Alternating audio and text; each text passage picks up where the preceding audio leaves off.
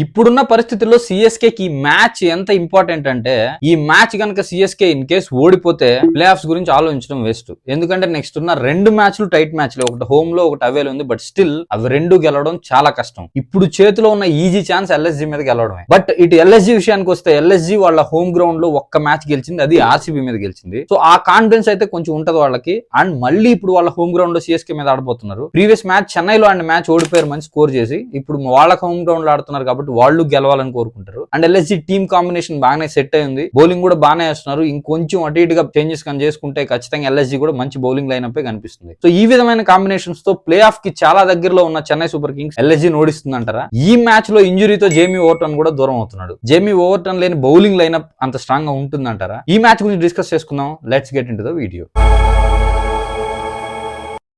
Hello guys, welcome back to Crick stories. Lucknow versus CSK match CSK కి ఎంత important అనేది మనకు అందరికీ తెలుసు. ఇప్పుడు ఈ మ్యాచ్ లో గెలిస్తేనే వాళ్ళు ప్లే ఆఫ్ రేస్ లో ఉంటారు కాబట్టి. అండ్ సిఎస్కే కి ఓవర్టర్న్ దూరం అవడం అది ఇలాంటి టైంలో చాలా పెద్ద షాక్. ఎందుకంటే సిఎస్కే మొత్తం లైనప్ లో అగ్రెసివ్ గా బౌలింగ్ చేస్తూ బ్యాక్ టు బ్యాక్ వికెట్స్ తీసుకుంటూ మంచి క్రూషియల్ టైంలో పార్ట్నర్షిప్ బ్రేక్స్ చేస్తూ చాలా కసిగా కనిపిస్తున్న ఒకే ఒక ప్లేయర్ ఓవర్టన్ నుంచే టీం అందరికి స్ప్రెడ్ అయింది ఆ రేంజ్ లో విన్నింగ్ కోసం పోరాడడం. సో అలాంటి ఓవర్టన్ ఇప్పుడు టీం నుంచి దూరం అవుతున్నాడంటే అండ్ నెక్స్ట్ మ్యాచ్ కి లేడు, ఆ తర్వాత మ్యాచ్ కి వస్తాడో లేదో గ్యారంటీ లేదు. యూకే వెళ్ళినాడు ప్రస్తుతం అసెస్మెంట్ కోసం. అక్కడి నుంచి వచ్చి మళ్ళీ స్క్వాడ్ తో జాయిన్ అయ్యి కమింగ్ మ్యాచెస్ ఆడాలి. బట్ ప్రెసెంట్ ఉన్న పరిస్థితుల్లో నెక్స్ట్ మ్యాచ్ ఆడేది అయితే చాలా కష్టంగా కనిపిస్తుంది. సో ఈ మ్యాచ్ లో ఓవర్టర్న్ లేకుండా లైనప్ ఎలా ఉంటుందో చూడాలి. ఆల్రెడీ బౌలింగ్ కొంచెం వీక్ గా ఉంది, స్పిన్ బాగుంది అటు అకీల్ హుసేన్ గానీ ఇటు నూర్ అహ్మద్ గానీ. బట్ ఫాస్ట్ బౌలింగ్ లో ముఖేష్ చౌదరి రన్స్ ఇస్తున్నాడు, అన్షుల్ కంబోజ్ కూడా రన్స్ ఇస్తున్నాడు, బట్ వికెట్స్ తీసుకుంటున్నాడు. ఓవర్టన్ ఒక్కడే మంచిగా బౌలింగ్ చేస్తున్నాడు. ఇటు ఎల్ఎస్జీ సైడ్ చూసుకుంటే బౌలింగ్ చాలా బాగుంది. దిగ్వేష్ రతి కొంచెం ఇప్పుడే ఫామ్ లోకి వస్తున్నాడు సీజన్ ఎండింగ్ లో. అండ్ ప్రిన్స్ యాదవ్ అద్భుతంగా బౌలింగ్ చేస్తున్నాడు. వాళ్ళకి షమీ ఉన్నాడు.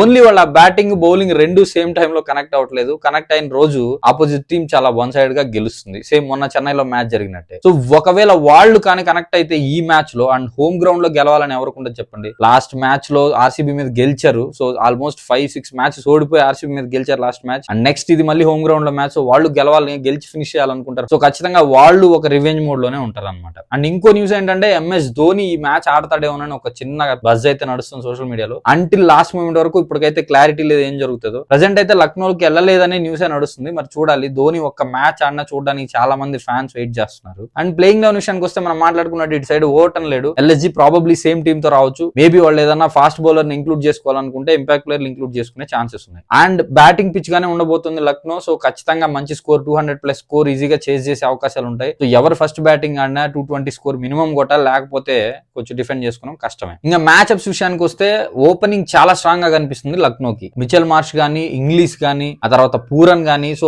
టాప్ 3 అద్భుతంగా ఉన్నారు. అండ్ ఇటు సైడ్ చెన్నై బౌలింగ్ కూడా టాప్ ఓపెనింగ్ బౌలింగ్ స్పిన్నర్స్ తో వస్తారా లేదా ఫాస్ట్ బౌలర్ తో కంటిన్యూ చేస్తారా చూడాలి లక్నోలో అనిపించలేదు. ఎందుకంటే జనరల్ గా అకీల్ హుసేన్ ఉంటే పవర్ ప్లే బౌలింగ్ చేస్తున్నాడు. ఆ తర్వాత అన్షుల్ కంబోజ్, ముఖేష్ చౌదరి వీళ్ళు ఇంట్రడ్యూస్ అవుతున్నారు. అకీల్ హుసేన్ అయితే పవర్ ప్లే అద్భుతంగా పర్ఫామ్ చేస్తున్నాడు. చూడాలి మరి ఏం జరుగుద్ది అనేది. అండ్ కీ మ్యాచ్ అప్ విషయానికి వస్తే ఈ మ్యాచ్ లో ఇంగ్లీష్ అండ్ ముఖేష్ చౌదరి ఒక మంచి కాంబినేషన్ అయిపోద్ది. ఎందుకంటే లాస్ట్ మ్యాచ్ లో కూడా ఇంగ్లీష్ చాలా బాగా ఆడాడు చెన్నైలో. ఖచ్చితంగా ఈసారి ప్లాన్స్ తోనే వస్తారు వాళ్ళు. పూరన్ ని నూర్ అహ్మద్ ఆల్రెడీ అవుట్ చేస్తున్నాడు. అండ్ పూరన్ నూర్ అహ్మద్ మీద చాలా పూర్ రికార్డు ఉంది. సో పూరన్ కి నూర్ అహ్మద్ మంచి మ్యాచ్ అప్ అవబోతుంది. అండ్ సేమ్ థింగ్ చెన్నైలో చూసుకుంటే మనకి చెన్నై ఓపెనింగ్ సంజు శాంసన్, రుతురాజ్ గైక్వాడ్, ఉర్విల్ పటేల్ వీళ్ళు ముగ్గురు మంచి ఫామ్ లో కనిపిస్తున్నారు. వీళ్ళు ముగ్గురు క్లిక్ అయితే చేజ్ చేయడం ఈజీగా ఉంటది. అండ్ మహమ్మద్ షమీ వర్సెస్ సంజు శాంసన్ ఒక మంచి మ్యాచ్ అప్ అవబోతుంది. ఎందుకంటే షమీ ఓపెనింగ్ లో అద్భుతంగా బౌలింగ్ చేస్తున్నాడు, చాలా క్విక్ గా బ్రేక్ త్రూస్ ఇస్తున్నాడు లక్నోకి. సో ఖచ్చితంగా సంజు శాంసన్ వర్సెస్ మహమ్మద్ షమీ ఒక మంచి మ్యాచ్ అప్ అయింది. అండ్ ఉర్విల్ పటేల్ ని వాళ్ళు ఈసారి హోల్డ్ చేయగలుగుతారా లేదా అనేది ఇంపార్టెంట్. ఉర్విల్ పటేల్ ని హోల్డ్ చేస్తేనే వాళ్ళు స్కోర్ రాకుండా ఆపగలరు. ఈసారి ఉర్విల్ పటేల్ మీద ఖచ్చితంగా ప్లాన్స్ తో వస్తారు.